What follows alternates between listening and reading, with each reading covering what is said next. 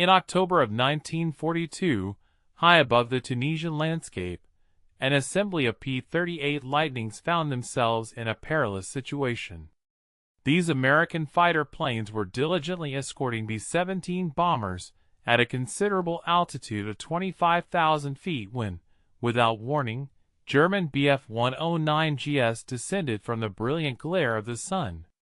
The American aviators instinctively pushed their throttles to their maximum extent, attempting to ascend rapidly and confront the sudden aerial menace. Their dual Allison V-1710 power plants roared with strenuous effort, yet a critical malfunction was apparent. The P-38s struggled to gain elevation, seemingly burdened as if dragging immense anchors through the sky. Conversely, the Messerschmitts ascended with an astonishing velocity, akin to celestial beings returning home, effortlessly positioning themselves for successive attack runs. By the time the Lightnings managed to accrue a mere 2,000 feet of altitude, the German 109s had already achieved 4 times the gain. This was not an equitable engagement. It was an impending catastrophe, a prelude to an inevitable destruction. This specific occurrence was far from an isolated incident. Throughout the latter part of 1942 and extending into early 1943, P-38 pilots operating across various theaters, from the arid plains of North Africa to the intricate skies of Europe, consistently lodged identical grievances. The Lightning, in its conceptualization, was envisioned as the definitive American countermeasure to any aerial threat the Axis powers could deploy. It boasted a formidable design featuring twin engines for enhanced reliability, substantial offensive armament, and an impressive capacity for speed in level flight. On paper, its specifications rendered it seemingly invincible. However, in practical application, particularly at altitudes exceeding 20,000 feet, the aircraft exhibited performance characteristics reminiscent of a machine afflicted with severe respiratory distress. Pilots frequently reported a noticeable sluggishness in throttle response, a markedly diminished rate of climb, and engines that conveyed the impression of laboring intensely for adequate air intake. In the dynamic and unforgiving environment of an aerial dogfight, where the attainment and retention of altitude were paramount to survival, such deficiencies constituted a virtual death warrant. The Army Air Forces were acutely aware of the burgeoning crisis. Comprehensive intelligence assessments unequivocally corroborated that the most recent iterations of German fighter aircraft, specifically the Bf-109G and the FW-190A, consistently outclimbed their American counterparts at the critical altitudes required for effective bomber escort operations. The P-38 program was experiencing a significant attrition of skilled pilots and was frequently losing aerial engagements that, based on its theoretical capabilities, it should have decisively won. Engineers situated at Lockheed's Burbank facility were cognizant of the persistent complaints. Nevertheless, the Lightning had successfully navigated all its rigorous acceptance trials, affirming the structural integrity of its design, the proper functioning of its superchargers, and adherence to all established performance parameters. Implementing any substantial modifications through the convoluted official channels would inevitably consume many months. In the interim, valuable pilots continued to perish in combat. What remained largely unrecognized at this juncture was that the definitive remedy would not originate from the sophisticated engineering departments at Lockheed, nor from the meticulously controlled testing facilities at Wright Field. It would not emerge from the intricate analysis of wind tunnel data or from elaborate computational simulations.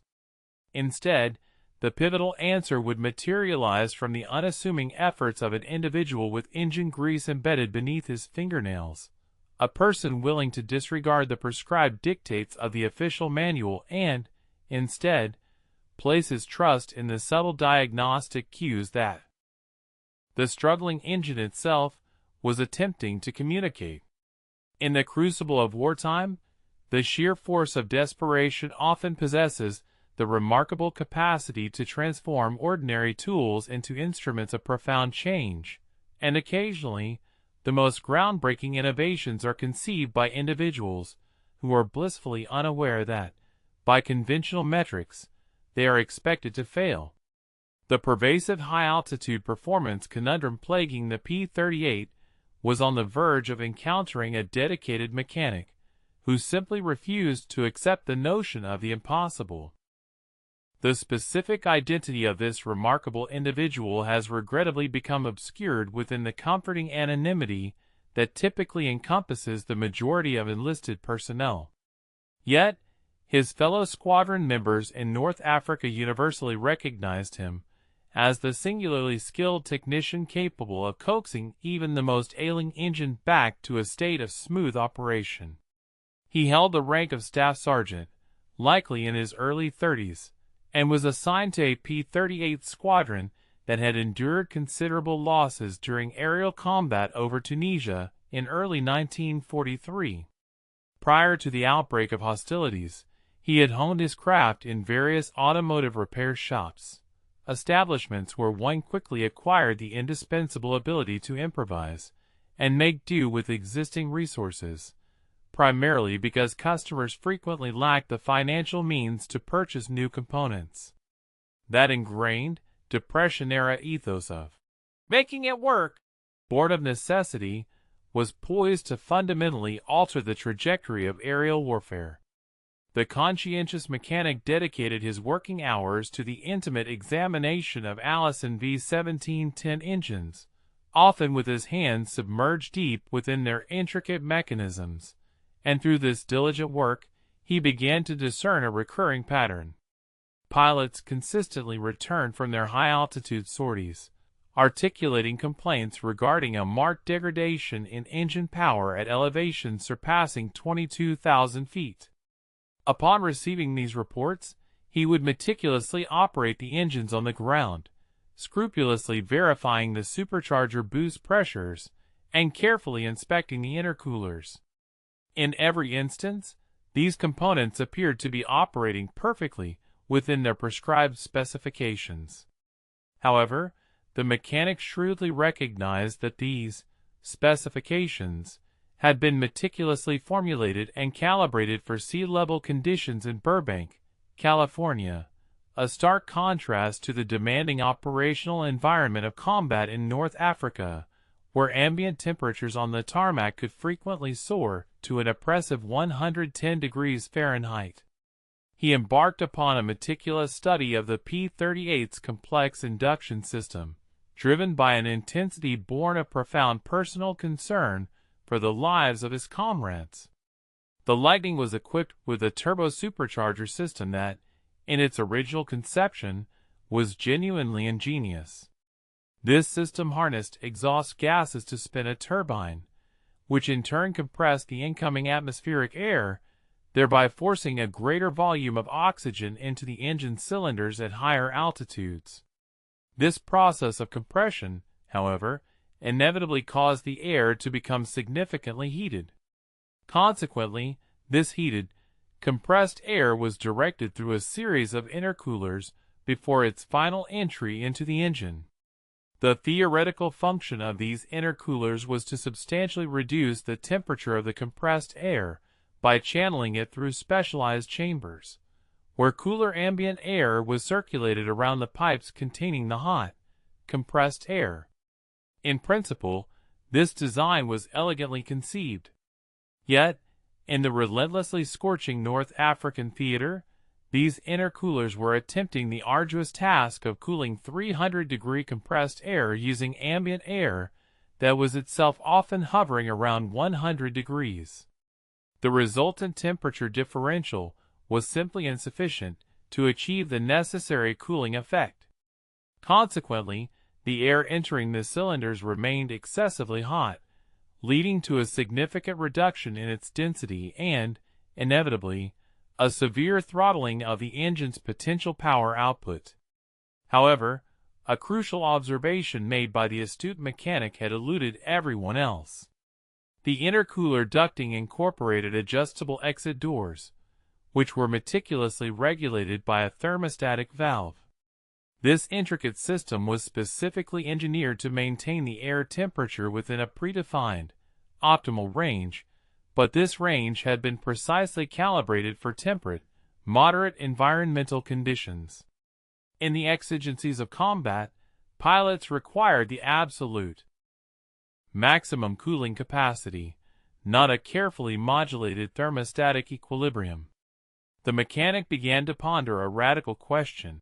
What if one were to bypass the thermostatic control mechanism entirely and manually force those intercooler exit doors to remain fully open? What if one simply inundated the intercooler chambers with the maximum possible volume of cooling air that the laws of physics would permit, completely disregarding the meticulously established calibration parameters? The official engineering manual unequivocally stated, "Do not tamper with this system." The technical orders were explicit and unyielding regarding the imperative to maintain factory-set configurations. Yet, this particular mechanic possessed a different kind of manual, one implicitly authored by the pilots, who consistently returned from missions with bullet-riddled aircraft and harrowing accounts of German adversaries who effortlessly surpassed them in altitude. Occasionally, the most profound engineering advancements emerge precisely when one ceases to solicit official authorization. The thermostatic valve, it became clear, represented a systemic bottleneck that no one within the official hierarchy was prepared to acknowledge.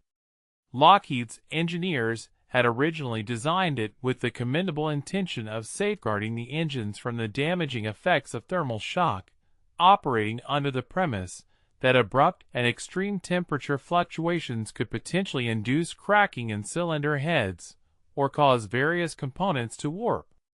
Consequently, the valve was designed to modulate the airflow through the intercooler, thereby maintaining temperatures within a consistently safe and predictable operational range, an approach characterized by conservative engineering, precisely the kind that tends to satisfy legal requirements and minimize warranty claims. The pragmatic mechanic, however, viewed this situation through a fundamentally different lens. Those engines were not succumbing to thermal shock. Rather, they were failing to generate the requisite power at the precise moments when pilots needed it most critically, and brave men were perishing as a direct consequence of this overly cautious engineering philosophy. He selected a P-38 that was temporarily grounded for routine maintenance procedures and immediately commenced his unconventional work. The intercooler exit doors were inherently spring-loaded and were typically controlled by the aforementioned thermostatic valve, which continuously sensed temperature variations and adjusted the doors accordingly. He completely circumvented this entire system, physically locking the exit doors in the fully open position, thereby ensuring that the maximum possible volume of air would flow through the intercooler cores at all times. He then proceeded to execute another modification that would undoubtedly cause professional engineers to wince in apprehension. The intercooler ducts contained internal restrictive baffles, which had been meticulously designed to guarantee an even distribution of air across the cooling surfaces. He systematically removed several of these baffles, effectively widening the airflow path. The rationale was clear: more air, less impedance, and consequently maximum cooling efficiency. It was, in essence, the mechanical equivalent of deliberately disabling the governor on an engine, a crude, potentially hazardous, yet precisely what the dire combat situation demanded. The eagerly anticipated test flight commenced on a crisp February morning in 1943. The pilot entrusted with this critical mission was a lieutenant who had already endured being shot down twice in combat and, consequently, felt he had little left to lose. He expertly guided the modified Lightning skyward. At an altitude of 5,000 feet, the engine temperatures registered as perfectly normal. Ascending to 10,000 feet, conditions remained favorable. Upon reaching 15,000 feet, the altitude where performance issues typically began to manifest, the cylinder head temperatures were running a remarkable 20 degrees cooler than those observed in standard P-38s.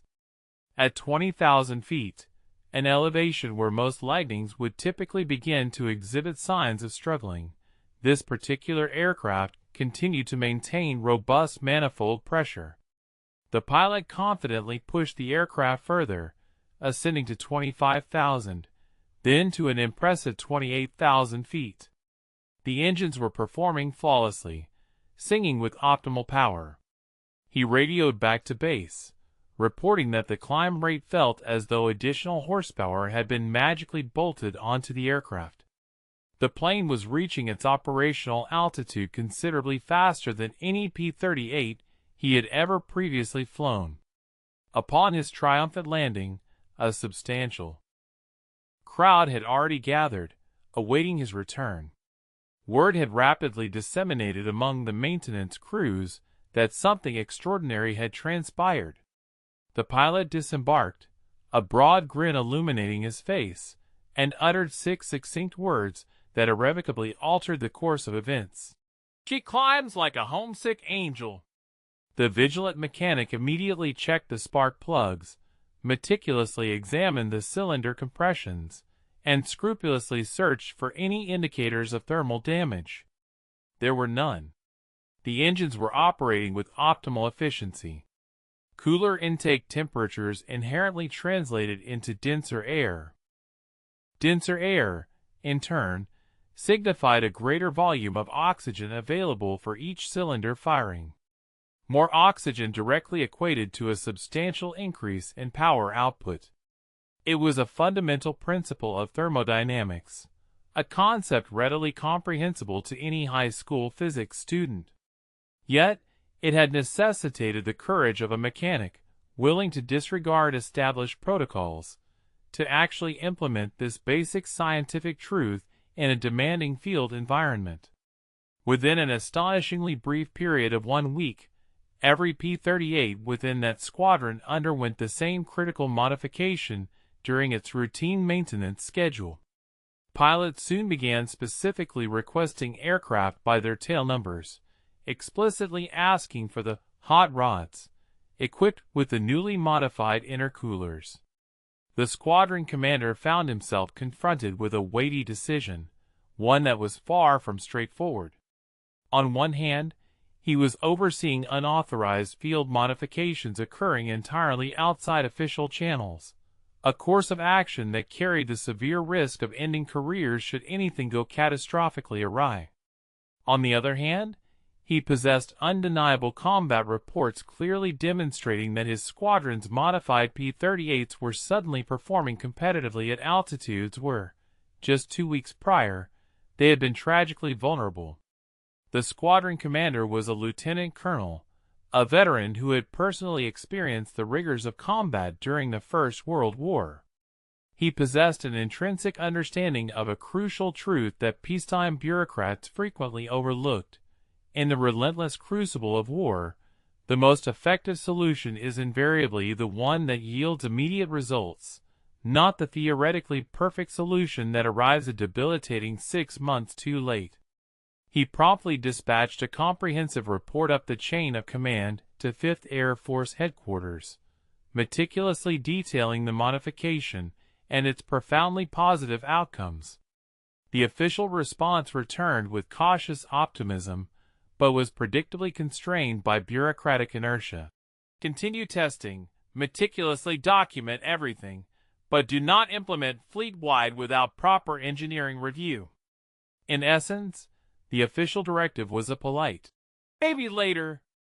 The unofficial response, however, the one that truly mattered on the ground, was that field commanders began discreetly authorizing the modification for their own respective squadrons.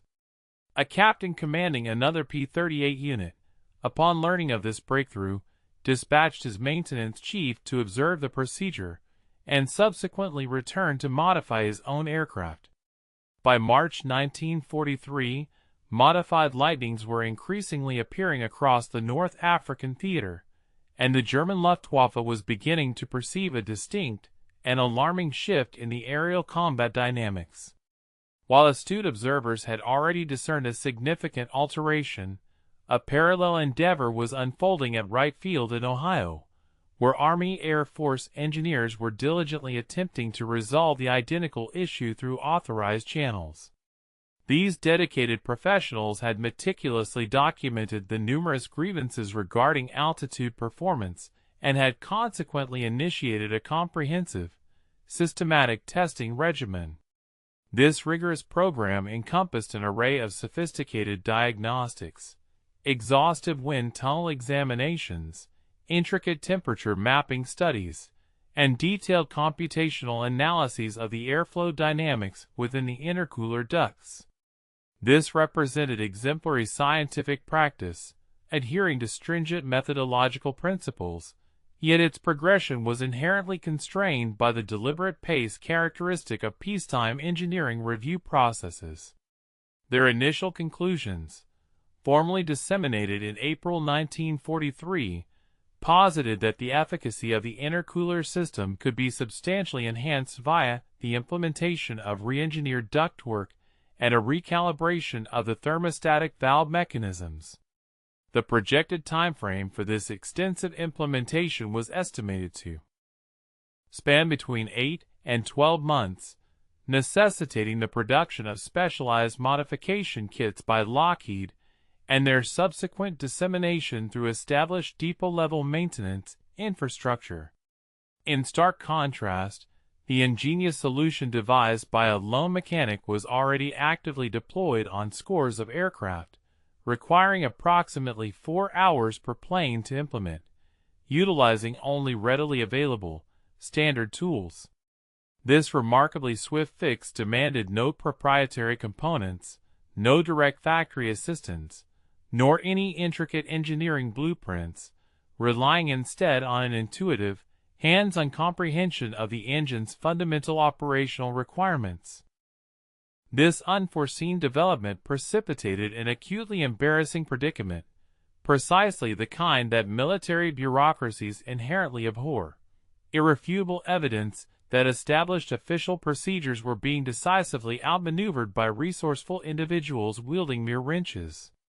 Understandably, a contingent of engineering officers vehemently resisted this trend, articulating profound apprehensions regarding the potential for unauthorized alterations to nullify critical technical compliance certifications and to engender considerable maintenance complications.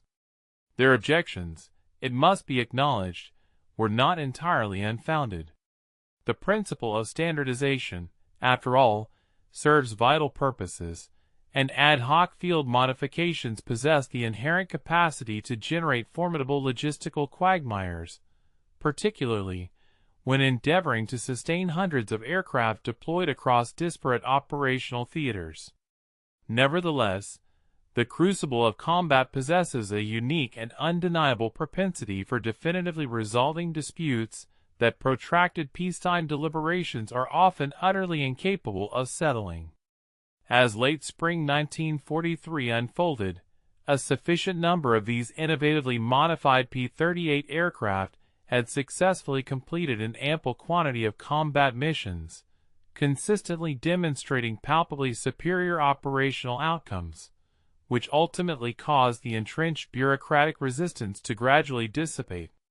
The empirical data amassed was, quite simply, irrefutable. Documented climb rates exhibited a remarkable enhancement of 12 to 15% at elevated altitudes.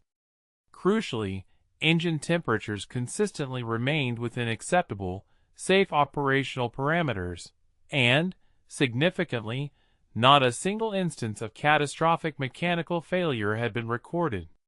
Consequently, the prestigious 8th Air Force, stationed in England, initiated formal inquiries, urgently soliciting comprehensive details concerning this groundbreaking modification.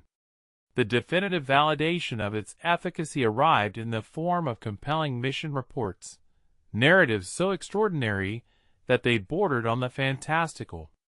On the 18th day of April, in the year 1943, a formidable squadron of modified P-38s, originating from the distinguished 1st Fighter Group, successfully intercepted a formation of German Ju-88 bombers high above the azure expanse of the Mediterranean Sea, at a formidable altitude of 26,000 feet.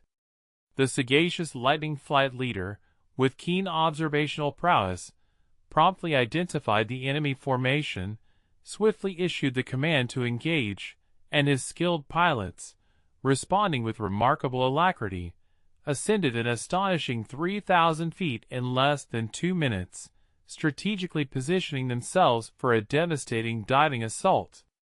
The German aircrews, long accustomed to the P-38's historical difficulties in achieving optimal performance at such elevated heights, were utterly unprepared for the unprecedented speed with which the American fighters attained their attack vector. A swift and brutal engagement ensued, resulting in 3 Ju-88s plummeting earthward engulfed in flames, all before their accompanying escort aircraft could mount any effective defensive response. The subsequent after-action report meticulously documented this triumph, specifically highlighting: aircraft exhibited superior climb performance. Modification appears effective in combat conditions.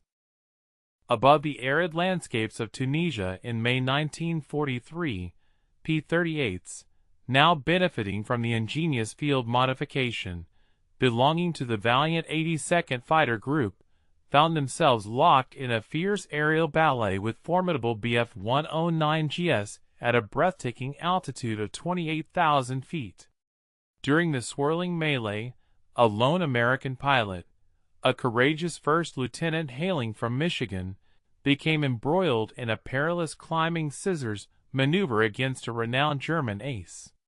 In the era of the older, unmodified P-38s, such an engagement would have been tantamount to a suicidal act, as the nimble 109 would have effortlessly disengaged and ascended vertically, leaving its opponent far behind.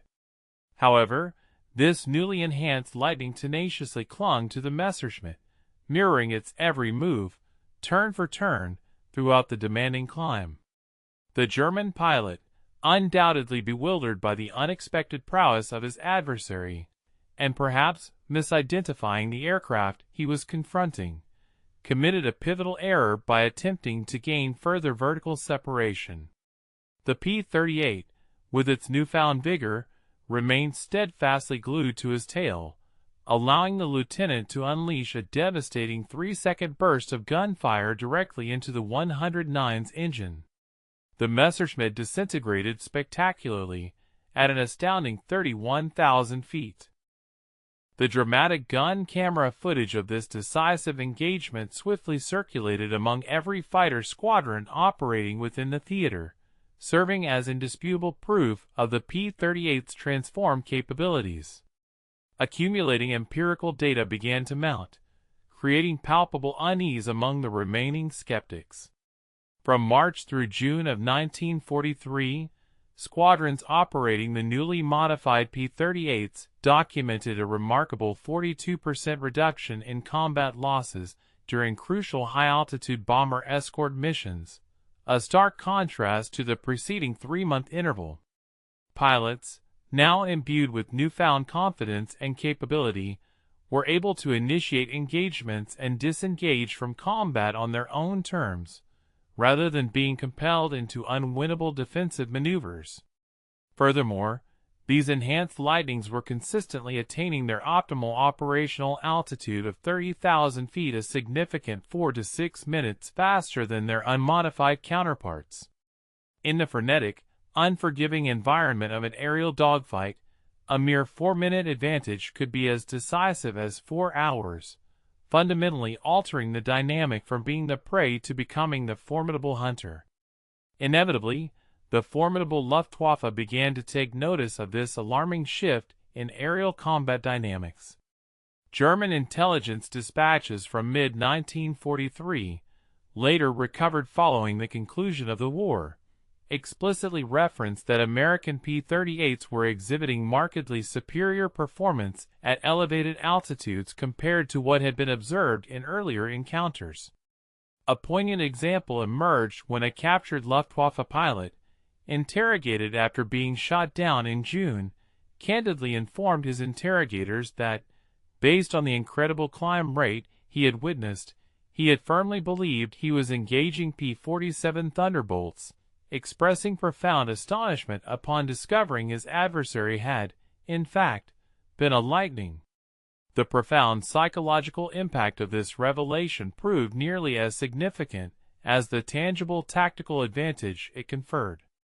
German pilots, who had previously grown complacent with the P-38's well-known high-altitude limitations, were abruptly compelled to regard it with a newfound respect, recognizing it as a legitimate and potent threat in the upper echelons of the sky. By the advent of summer in 1943, this transformative modification had acquired an affectionate, unofficial moniker among the aircrews: the White Lightning Upgrade. This evocative designation cleverly alluded both to the P-38's distinctive natural metal finish and to the potent, moonshine-like surge of power it imparted to the aircraft's engines. Experienced pilots, who had the unique opportunity to fly both the original and the enhanced configurations, universally described the difference as night and day, a testament to its profound impact. A particularly vivid anecdote came from a seasoned captain of the 14th Fighter Group, who conveyed to a discerning reporter that resuming flight in a standard, unmodified P-38 after experiencing the upgrade felt akin to reverting to the ponderous handling of a utilitarian truck, having become accustomed to the exhilarating performance of a high-end sports car. It was not until June 1943 that Lockheed's esteemed engineers, based at their Burbank facility, finally managed to acquire and meticulously examine a P-38 that had undergone the now famous field modification. Their comprehensive assessment yielded a complex emotional response, a peculiar blend of profound admiration and professional horror. Admiration stemmed from the unequivocal evidence that the modification functioned precisely as its proponents had claimed, delivering tangible performance benefits. Conversely, horror arose from the discovery that its implementation had flagrantly contravened approximately 15 distinct design protocols and had been executed with what one particularly fastidious engineer critically labeled aggressive simplification. The complete bypassing of the thermostatic valve, the removal of crucial baffles, and the deliberate locking open of the intercooler doors. Each of these unconventional alterations caused considerable apprehension among the more theoretically inclined engineers. Yet, the rigorous test data proved incontrovertible. Dynamometer runs conclusively demonstrated an impressive 12% surge in power output at 25,000 feet when compared directly against the standard factory configuration. Furthermore, critical temperature margins consistently remained well within acceptable operational limits, even when subjected to prolonged periods of high power settings. The venerable company was thus confronted with an undeniably uncomfortable truth.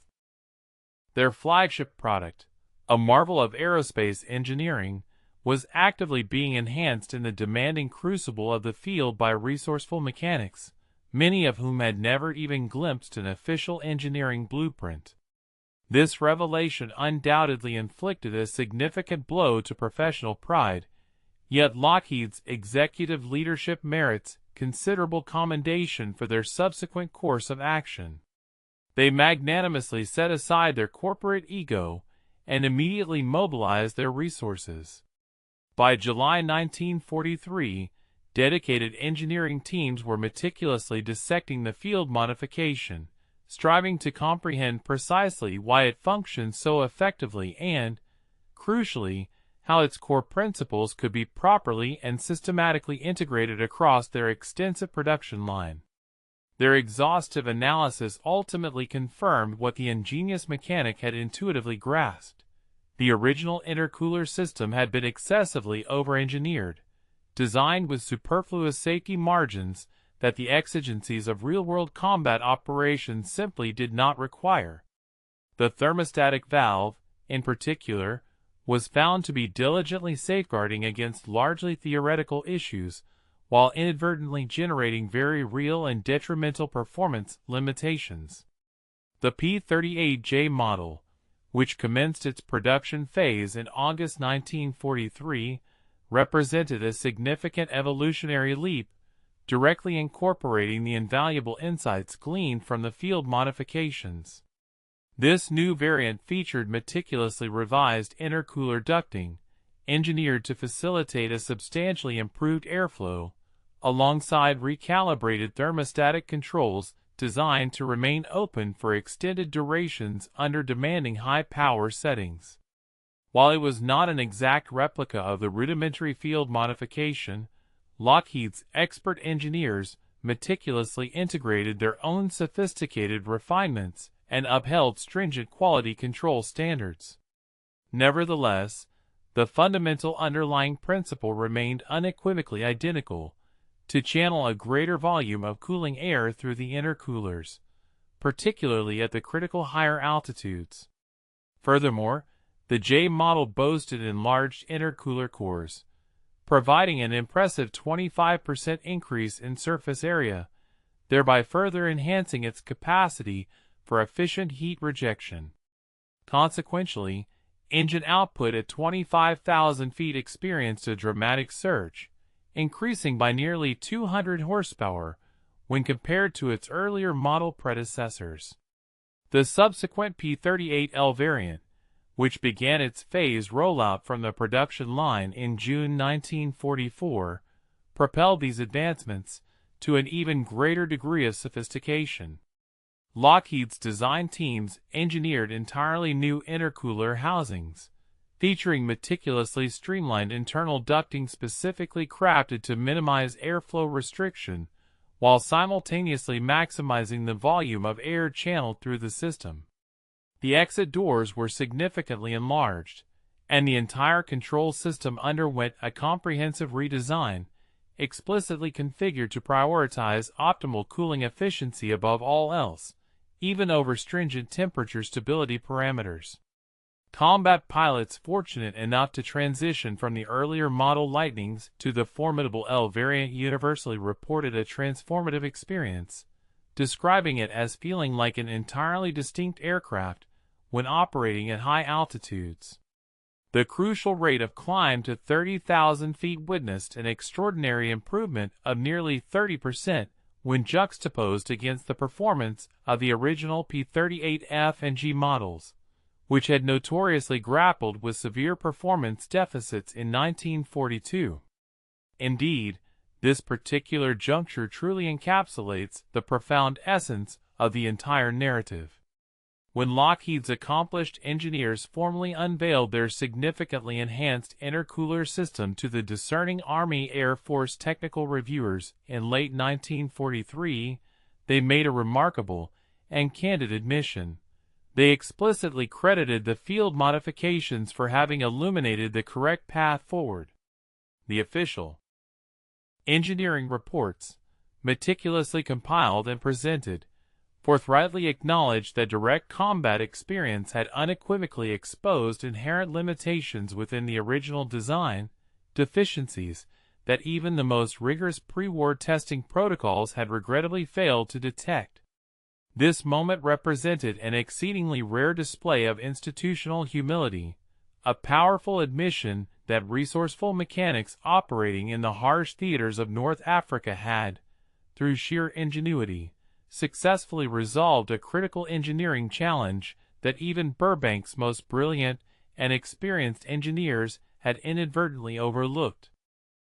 By the close of 1944, an impressive tally of over 4,000 P-38 aircraft had been manufactured incorporating these vastly improved intercooler systems, a lineage that could be directly traced back to the resolute refusal of a single, insightful mechanic to blindly accept the operational manual as infallible dogma.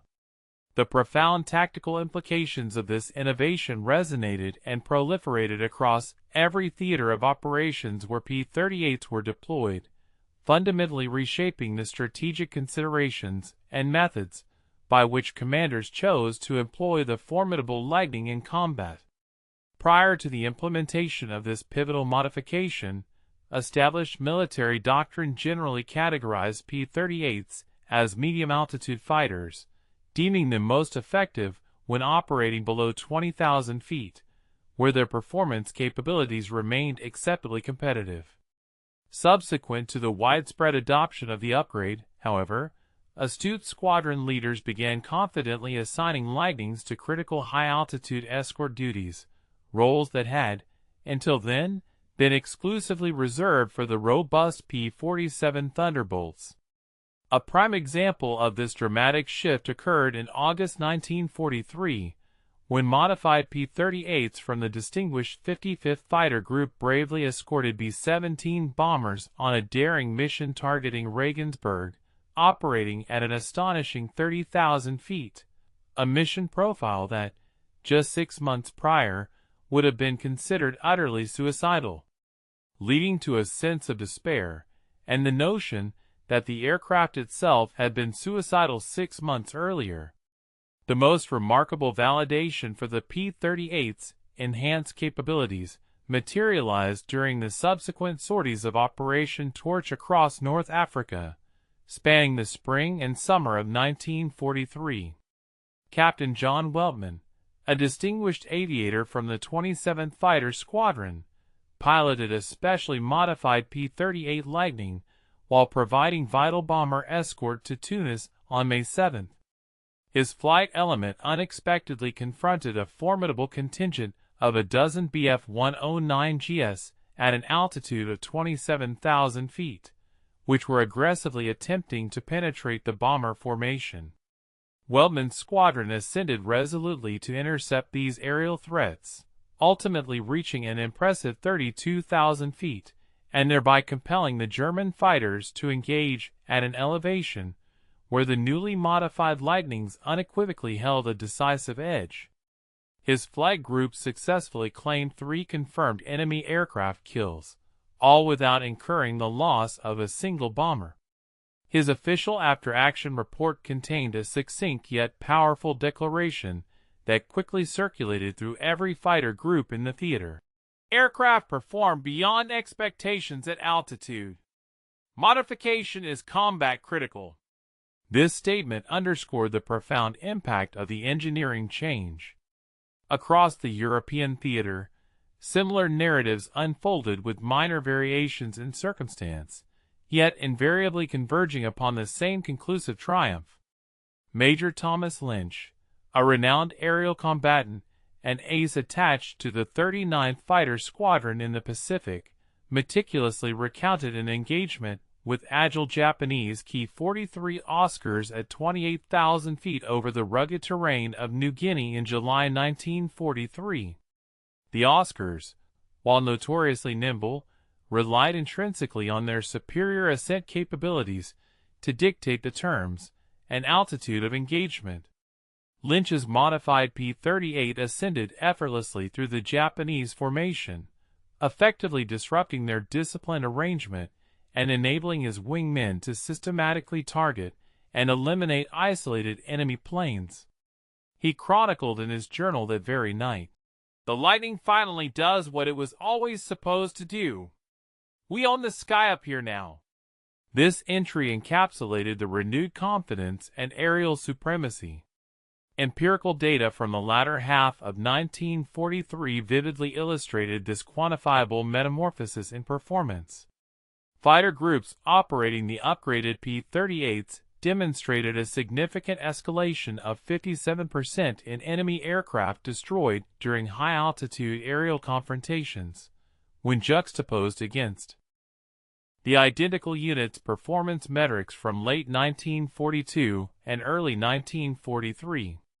More consequentially, bomber loss rates on missions meticulously escorted by these improved P-38s experienced a substantial reduction of 31%. This vital improvement equated directly to the preservation of hundreds of invaluable aircrew lives and conserved billions of dollars in sophisticated aircraft and essential munitions that successfully reached their intended destinations, rather than plummeting from the skies over occupied Europe. The pivotal modification also instigated a profound psychological shift among the pilots themselves. Interviews conducted with P-38 pilots in 1942 were often pervaded by despondency and grievances regarding their inherent disadvantage in combat. In stark contrast, interviews from late 1943 onward exuded an undeniable sense of assurance and aggressive optimism. Lieutenant William McGuire, a pilot serving with the 71st Fighter Squadron, articulated to a journalist in October 1943, "6 months ago, I'd see Germans above me and think, 'Here we go again.' Now I see them and think, 'You're already dead. You just don't know it yet.'" This visceral sentiment underscored the strategic prerogative afforded by an additional 3,000 feet of climb rate, the luxury of dictating the terms of engagement. Regrettably, the mechanic's narrative, like those of myriad enlisted personnel, culminates in anonymity, devoid of accolades or formal commendation. He was repatriated to his homeland sometime in late 1943, presumably resuming an unheralded return to civilian life, perhaps repairing automobiles in his hometown, and consequently, his name never graced the pages of official history. The Army Air Forces did not bestow valorous decorations for unauthorized field modifications, irrespective of the countless lives preserved or the strategic advantages gained. His invaluable contribution, therefore, exists quietly etched in scattered maintenance logs and after-action reports that make unattributed mentions of improved performance, and most profoundly, in the continued existence of airmen who returned home because their engines steadfastly performed at 28,000 feet. Nevertheless, his indelible imprint is perceptible across aviation history, particularly to the discerning eye. The P-38's metamorphosis from a strategic vulnerability at altitude to a formidable aerial hunter fundamentally redefined American fighter tactical doctrine for the remainder of the conflict. It powerfully affirmed the profound truth that empirical knowledge gleaned from the field could indeed outpace conventional engineering wisdom, an enduring pedagogical cycle that military services would learn, forget, and subsequently relearn through the Korean War, Vietnam, and every subsequent military engagement. When Lockheed's pioneering P-80 Shooting Star, America's inaugural operational jet fighter, was engineered, its intercooler specifications incorporated meticulous provisions for optimal airflow under rigorous operational environments. These were critical lessons derived directly from the practical insights of a mechanic who had never once stepped inside the sophisticated confines of the Burbank Wind Tunnel. The encompassing insight derived from this experience extended beyond the confines of a singular airframe or a specific modification. Engineers, meticulously working from extensive test data and sophisticated theoretical models, are certainly capable of conceiving and producing ingenious apparatuses. However, these magnificent machines must operate within the arduous realities of operational deployment, conditions that idealized laboratory environments do not always fully capture: the scorching North African temperatures, the unrelenting pressure of aerial combat, and the prolonged high-performance demands at extreme altitude. The P-38's original design was inherently incapable of anticipating all these variables, because no peacetime test program can accurately simulate the multifaceted pandemonium of warfare. It is precisely in this critical juncture that mechanics, pilots, and line crew chiefs demonstrate their invaluable contributions, laboring tirelessly to discern the crucial disjunction between what the manual prescribes and what actually works amidst the perils of hostile engagement. Contemporary aeronautical engineering has, in many respects, formally integrated principles akin to what that uncredited mechanic taught us. Structured field modification programs now exist within official governmental channels, facilitating the expeditious deployment of combat-validated enhancements. The Air Force, for instance, has established dedicated entities within its organizational framework, specifically tasked with gleaning ingenious solutions from operational units and propelling them through expedited developmental pathways. Yet, even in this modern era, the most groundbreaking innovations frequently commence in the same unassuming manner, with an individual proximate to the machinery, perceptive enough to identify an overlooked detail, and possessing the courage to implement an unconventional remedy not explicitly detailed in official documentation. The P-38 Lightning culminated its wartime service with an illustrious combat pedigree. More than 10,000 units were manufactured. It was piloted by America's premier aerial combatants. It proved pivotal in the elimination of Admiral Yamamoto, and it garnered the grudging admiration of adversaries who had initially undervalued its capabilities. This enduring legacy owes a profound indebtedness to Kelly Johnson's visionary architectural genius, to Allison's skilled engineers who crafted robust propulsion systems, and to the uncounted aviators who bravely fought within its cockpit. But it also owes an undeniable debt to an unnamed staff sergeant who scrutinized a power plant delivering suboptimal performance and decisively concluded that the manual was not the definitive authority. Paradoxically, the most pivotal advancements do not always descend from the top down. Rather, they often originate organically from the operational front lines, scribbled in rudimentary fashion and validated through harrowing experience. That mechanic, in his obscurity, remained unaware of the profound scope of lives his work saved or how far his simple idea would ripple through aviation history. However, every single P-38 pilot who successfully returned home from 30,000 feet knew. And that, ultimately, is the only recognition that truly matters.